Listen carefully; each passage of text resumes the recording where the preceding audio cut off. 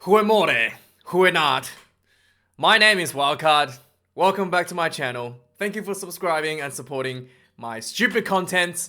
I do really appreciate it. South Africa versus Argentina. First round of Rugby Championship. Okay? Now, I know what you're thinking. Let's address the elephant in the room. First up, okay?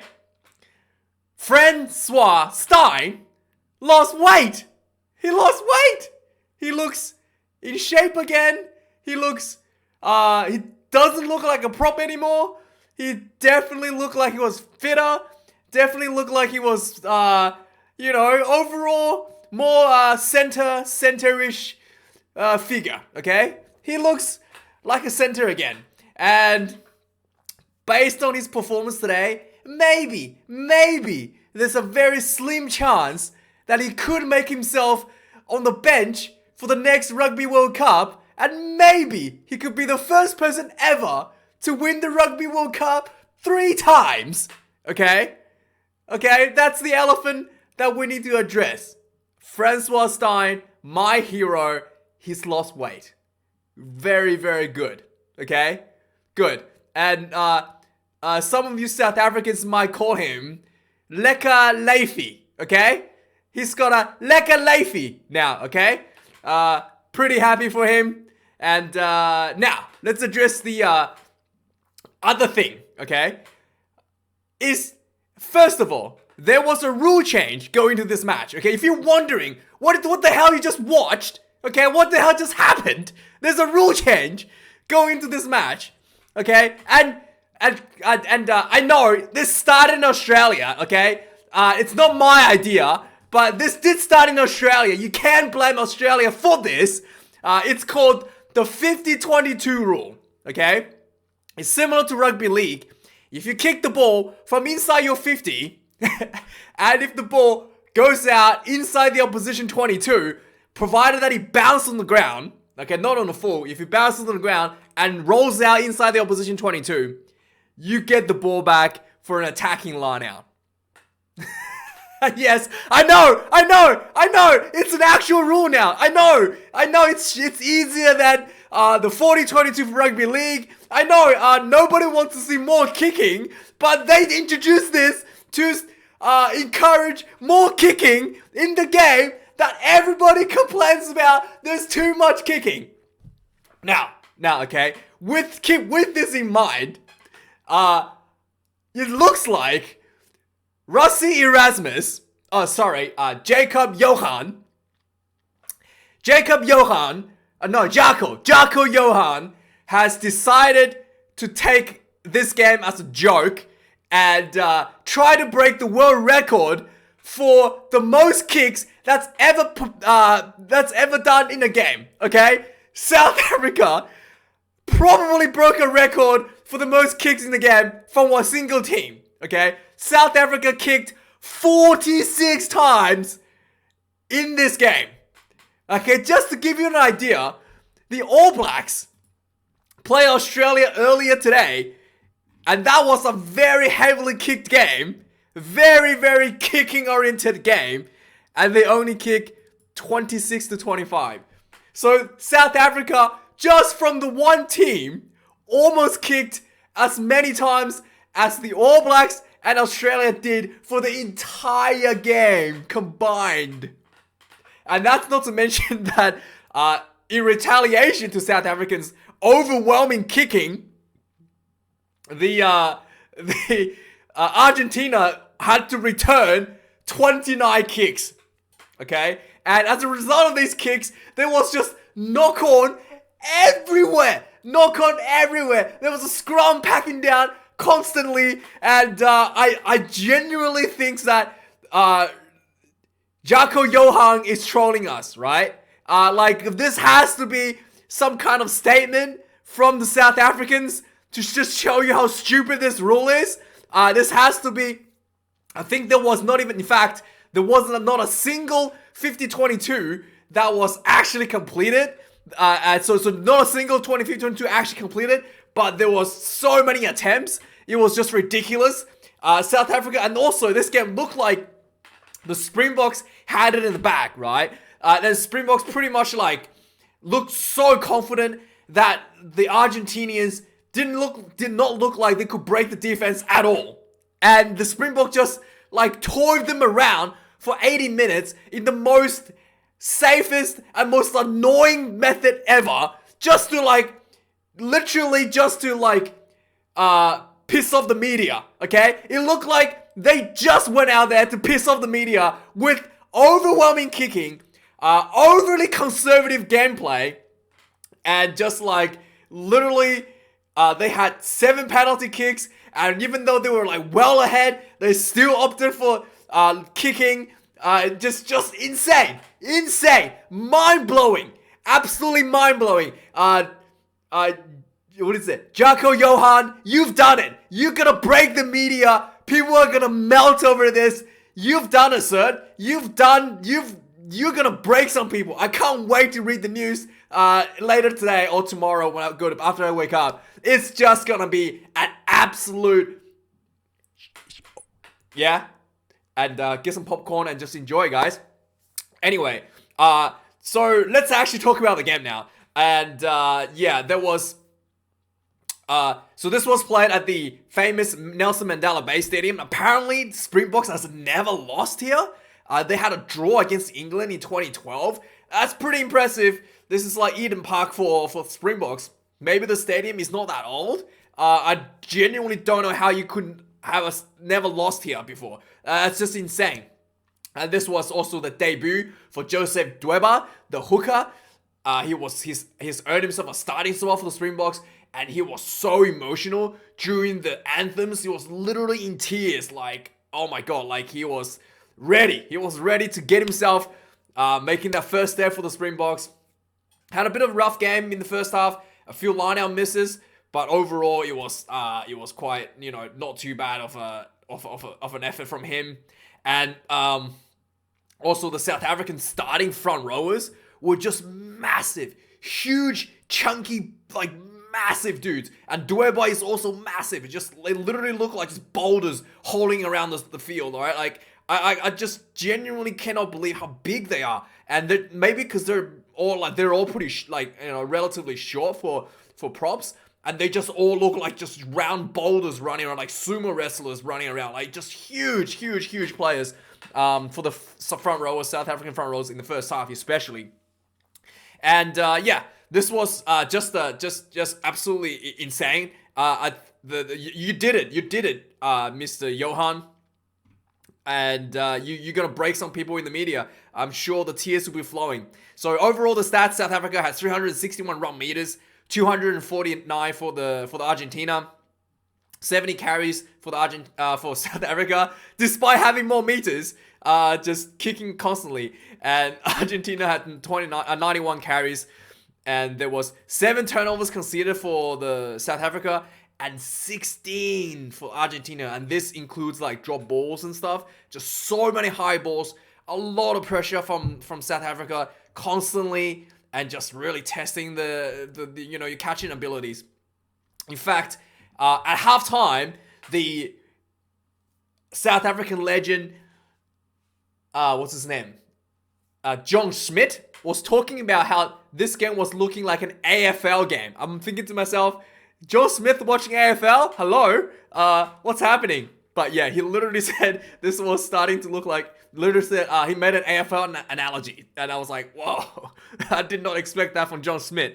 Anyway, and look at this, 124 tackles for Springboks, 20 missed tackles, 92 for the Argentinians, 17 missed tackles. Kicks in play, 46. And that's just kick from hand. 29 for Argentina. 7 penalty attempts. And then missed 3. And there was a couple really long ones where you just like, you're not going to get this. Like, Francois Stein was like way out. And they're just like, yeah, we're going to go for the penalty kick anyway. Like, surely you would have gone for a line out from those situations. But no, they're just literally... it was just not necessary, like some of these kicks, penalties, but they opted for it anyway.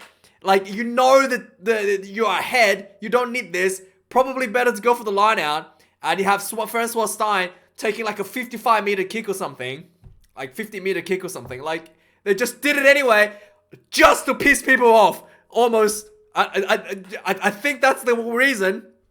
I don't get it. Anyway, Argentina 4 out of 4, pretty good for Sanchez. He had a pretty stellar game, but I like the defense from Springboks was just so good. Argentina wasn't going anywhere, so the only way they could have got points was from kicking. One drop goal attempt in a bit of a rush in the start of the second half, but yeah, not very good for Argentina. Need a lot of work with Checker to work on that attack options. Yeah, there was one point where Argentina's attacking options was so complicated. There was just like people looping, passing each other, and even I was confused. Like, they were not going anywhere. Just like passing left and right, and I was confused. I didn't even know what was happening. Like, who's gonna get the ball, where they're supposed to go. You needed like a doctor in rugby to figure that one out. But it was just overly convoluted attacking options, and they still weren't able to get anywhere. Anyway, let's keep going with this. Lineouts. 2 lineouts lost for the South Africans. Dueba did have a bit of a struggle in his first half. His first game, probably a lot of butterflies in the stomach. And Argentina also lost 2 lineouts. But in the second half, the wins, once Malcolm Marx came on, and it was just like really, really steady and good. Scrums, pretty even for both sides, but South Africa did have a bit of advantage in the first half, where they were able to get a couple penalties from their own scrums, whereas the Argentinians weren't able to get anything over the South Africans. But the second half, the scrums was much steadier for the South Africans, for the Argentinians. 11 penalties considered for South Africa, 13 for the Argentina. I just wanted to read some stats from halftime. Right, halftime score was 21 points to South Africa, 9 points to the Pumas. At halftime, there was 207 round meters for South Africa, 117 for the Pumas. 57 tackles for South Africa, 33 tackles for Pumas. 11 missed tackles for Springboks, 8 for the Pumas. Kicks in play at halftime. 27 to South Africa, 18 to Pumas. So for half the game, there had been almost as much kicking for half a game than the entire game of Australia versus New Zealand. I don't know what to say. Yeah. Thanks a lot, Australia, for inventing this stupid rule. I hope this gets gutted as soon as possible, because it's just obnoxious. Really, really bad. And Australia was trying to milk this as well during the All Blacks game, so there was already overwhelming number of kicking in this game. Like, that is already like pretty high.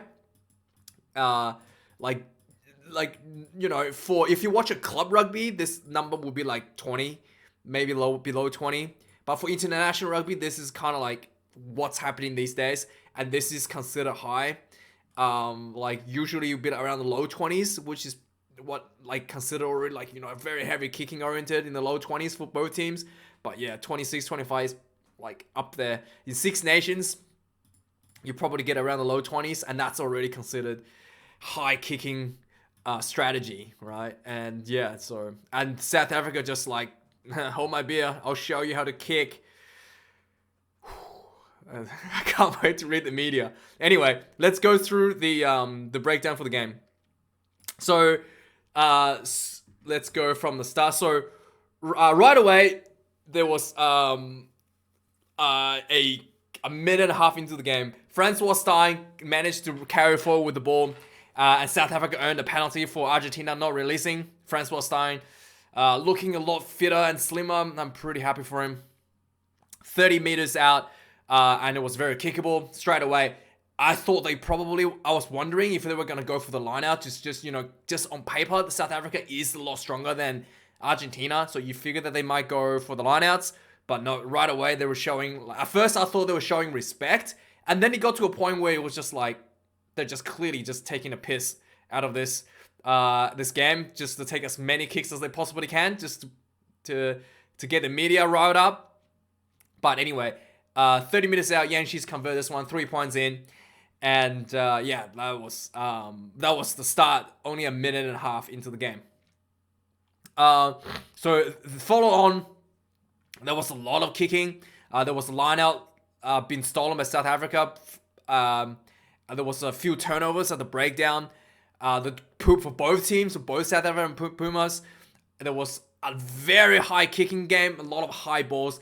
Carreras was very good under the high ball, and so was Valemsi. So it was literally like Valemsi and Carreras playing a lot of aerial ping pong between each other.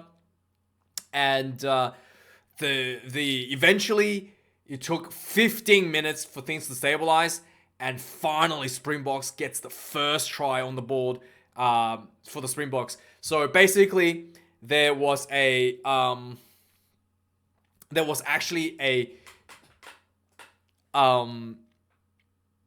so basically what happened was there was a lot of kicking back and forward. Eventually Valemsa makes a mistake from the South Africans. He drops the ball just outside his zone 22, and he just looked like depleted, right? He lost the aerial ping pong.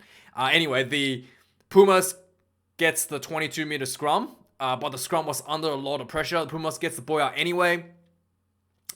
So they get the ball out. They try to do an attack, right? And this is what I was talking on before. There was like a loop. So there was a loop behind, and then there was a cutout, and there was like a loop back inside. And then there was a dummy runner. It was literally like so convoluted, this attack pattern, right? Following this scrum. It was so convoluted. I had no idea what was happening. The players on the field didn't even know what was happening. You needed like 200 IQ to figure out what they were trying to do. It was just like looping around. Everybody's running behind everybody. Like literally looked like players were just running in circles around each other, and the ball was just being like passed around. I have no idea what's happening here, but they didn't know what was happening. They dropped the ball. Cobus Reinhardt picks it up. So after this 200 IQ play from the Argentinians, Cobus Reinhardt gets the ball from the South African side. Okay, I don't know what happened. Don't ask me. Go watch the replay. I can't describe it to you, but that's what happened. This 200 IQ play ended up giving the ball to Cobus Reinhardt. He runs 70 meters down the sideline. He almost got tackled by the number 8, but he shrugged him off, and he makes it through for the first try for South Africans. Very easy. It was just 200 IQ backline play by Michael Checker, I guess. Ended up handing the ball to South Africa. But anyway, the kick was good. 10 points to 0 to the Springboks. A minute later, the kickoff from South Africa to from the Argentina was good. South Africa gets penalized right from the kickoff for, I think, not releasing the ball. And this was like 38 meters out. Sanchez slots this one, gets 3 points back on the ball. 10 points to 3 for the Argentinians, coming back for 3 points. 2 minutes later, this was actually getting a bit exciting. Another high ball, more aerial ping pong. Another high ball. Ibn Itzebeth gets there from the high ball. He catches the high ball from his own teammate, just outside the 22 meter of the Argentinians. Like, you watch this, right? You think, why didn't the Springboks do more attack? So this was a brilliant play, right? So from this high ball. So the Argentinian defense was like scrambling to get back. Ibn Ismail gets the ball. The ball comes, he gets tackled. The ball comes out quick. Herschel Yanshis gets the ball. He sees open space across the field. A cross-field kick, right? And the ball bounced. And it looked like the ball was going to go out, right? What's his name? Farsi. Farsi was sprinting down the sideline. He reaches out one hand, catches the ball, pulls it inside, and he runs in for a try. Like, just freakish athleticism from him. Gets the ball, like, from outbound, like, pulls it back in from this crossfield kick. and he runs in for a try. And it was just so easy, so beautiful.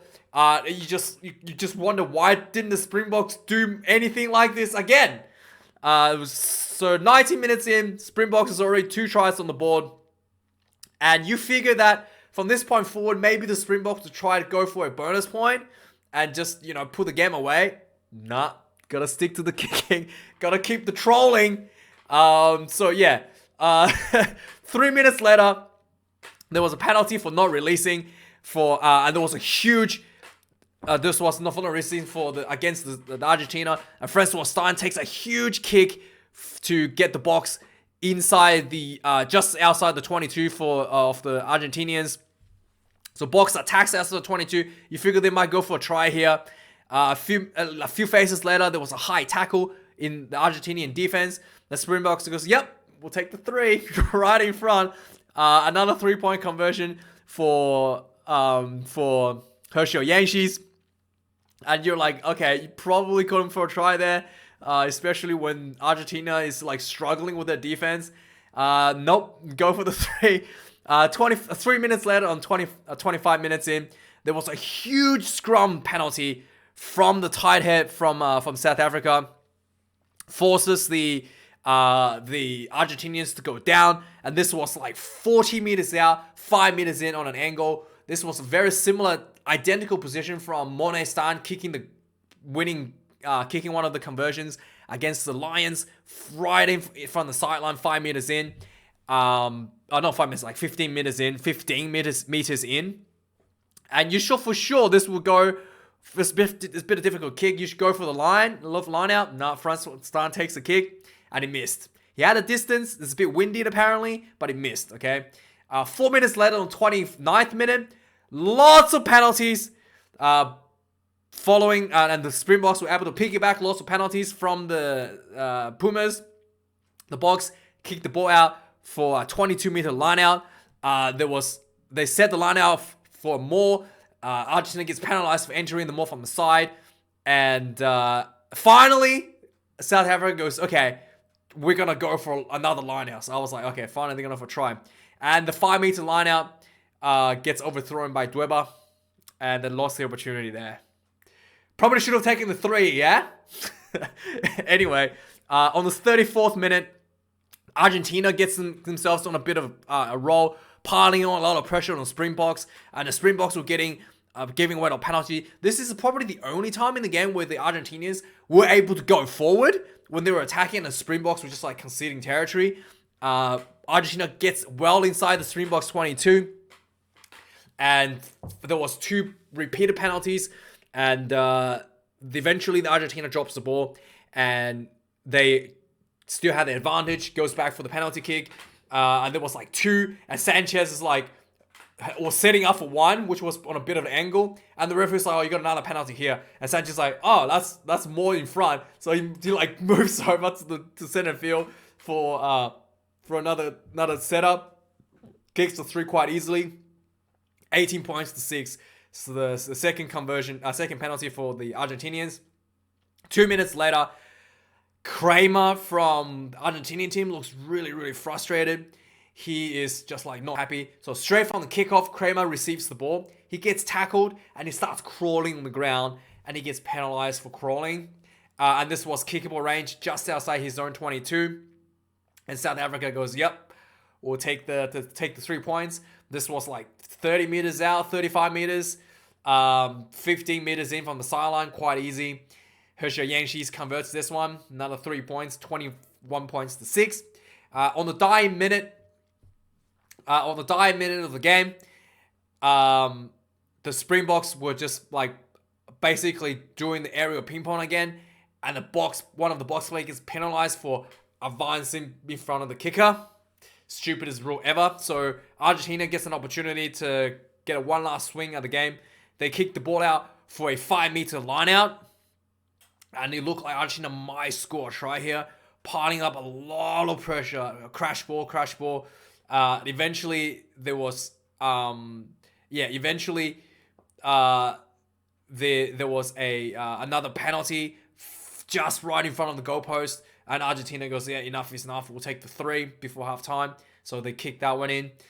Halftime score 21 points to 9. 3, with overwhelming number of kicking. South Africa has to be trolling. Just has to be trolling the stats. But anyway, second half starts. Even during halftime, the commentators were talking about the kicking as looking like watching AFL. But anyway, second half starts. Argentina really wanted to get points on the ball straight away. The coach mentioned in halftime. So right away, the Argentina were from the kickoff were attacking just inside the Springboks half and just not going anywhere. Like building phases, literally not gaining 80 meters. They got a bit frustrated. They had a offside penalty advantage. So, what's his name? Sanchez takes a drop goal conversion attempt, missed, not even close. So actually there was an advantage. It wasn't even close. But Herschel Yangshis gets the ball and he tries to kick the ball out and it went really poorly. It literally went instead of going he caught the ball inside the 22 and he tries to kick the ball out and it went out literally parallel to where he kicked it. So it didn't even go out to the 22, the ball just went straight sideways out, right? So Argentina had a line out, inside the Springboks 22, okay? I don't know how that happened, but it happened, okay? Worst kick ever.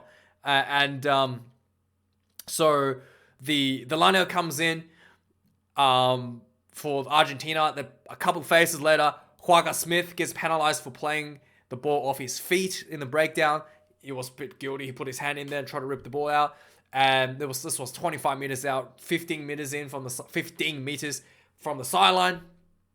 And Sanchez goes, we want to get points on the ball. We'll take the 3. And he takes the 3. So 12 points to 21. And it looks like Argentina is going to slowly be back into the game. And from here onwards, the game gets a bit more.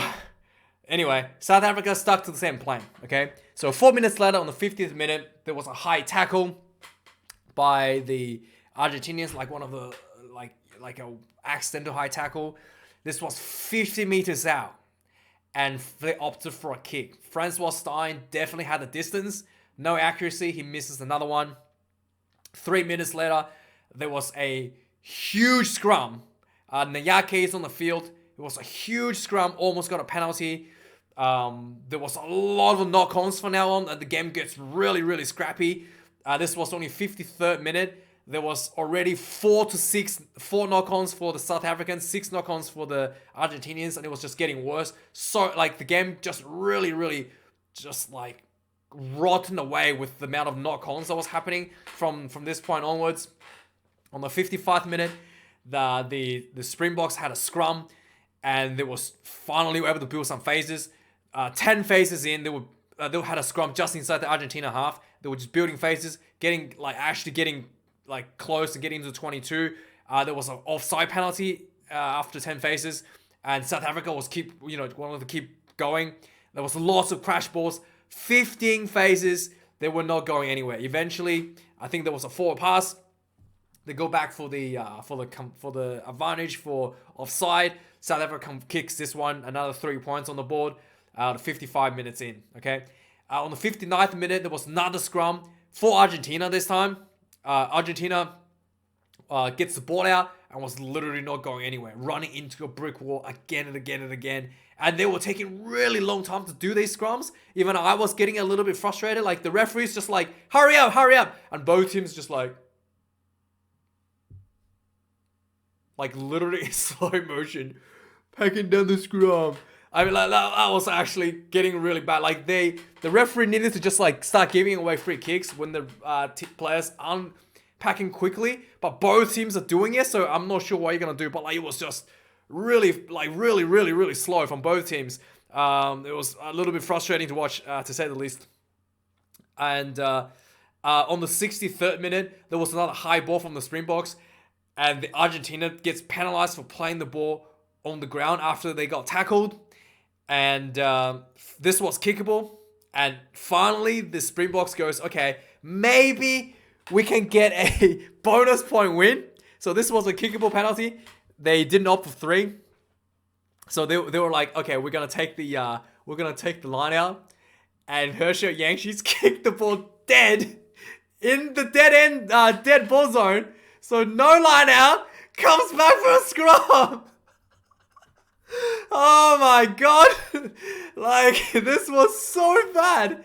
Like, you'd rather have a line out. I'd rather have him kick the 3 points than they kicking the ball out and coming back for a scrum.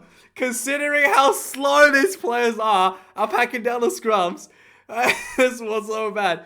Anyway, Valemsa was having a bad day. He was dropping the ball. Like, his error, like, dropping ball rate really starting to spike in the second half. Lots of drop balls from him. On the 67th minute, there was another penalty for the Springboks. They go for the line out, and they kick the ball 25 minutes out for the line out. There was a huge maul from the Springboks. They were able to push the maul forward by 10 meters and gets a penalty. And eventually, Springboks were not able to score. They dropped the ball, but they go back for the penalty from the maul.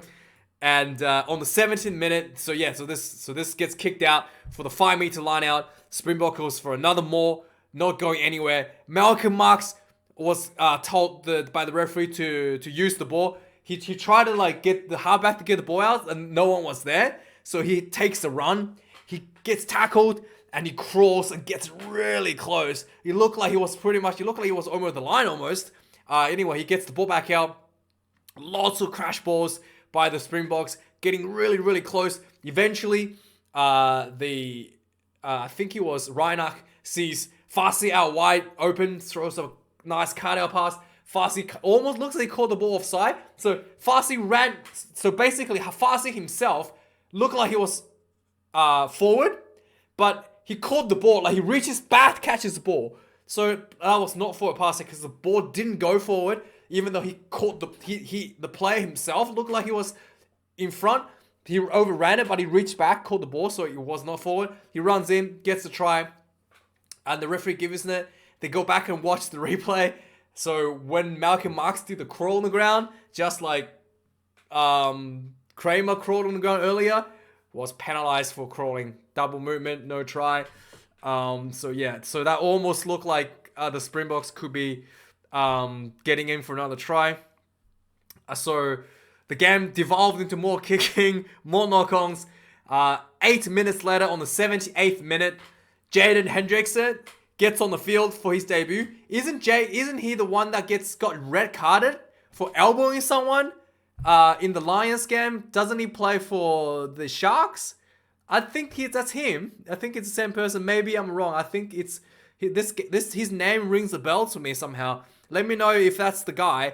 But I thought he was one that got red carded for elbowing one of the Lions players and got himself red carded earlier in the Lions tour. But anyway, he gets on the field. So the Springboks had a line out, I think. They just really hard running. Van Staden was on the field. He just like crashes and ran through like 2 players, really hard running. And eventually, this was a line out, actually. Eventually, the ball came out quick. Hendrickson was in some bit of a space. They passed the ball to him. He gets into the corner on the blind side. First time he touches the ball, first time debuting for the Springboks, gets a try. Pretty good. And finally, the Springboks is like, okay, we can get the 4th try for the bonus point. With 2 minutes left, less than 2 minutes, Mones Time is on the field. Instead of taking the penalty kick properly, he just drop kicks the goal and try to save some time for potentially for another try. So Argentina kicks the ball out. It was very scrappy from both sides. Again, you figure that you would run the ball if you wanted to score with about a minute left. Nah, they just kicked the ball back to Argentina. Eventually, Argentina gets a penalty on the 80th minute. So they have one last chance to score a try. Argentina kicks the ball out for a 5 meter line out. And they get the ball down, set up for a maul. The maul didn't go anywhere. Argentina still crashed the ball. 2 phases later, a big shot from the Springboks defense. Argentina drops the ball, and it was game over. Trevor Nyanke gets the ball from the knock-on, and then he looks around, right? Like this was in goal. Looks around, like kind of like asking if they wanted to try score a try from 100 meters. Looked like he considered to run 100 meters for that bonus point. He looked around at his teammates. His teammates just like, ground the ball. We're done here. And then he puts the ball down. Game over. And that was it. Yeah. Is Rusty trolling us? Let me know. Is this just South Africa taking a piss out of the 50-22 law? I don't know. You let me know.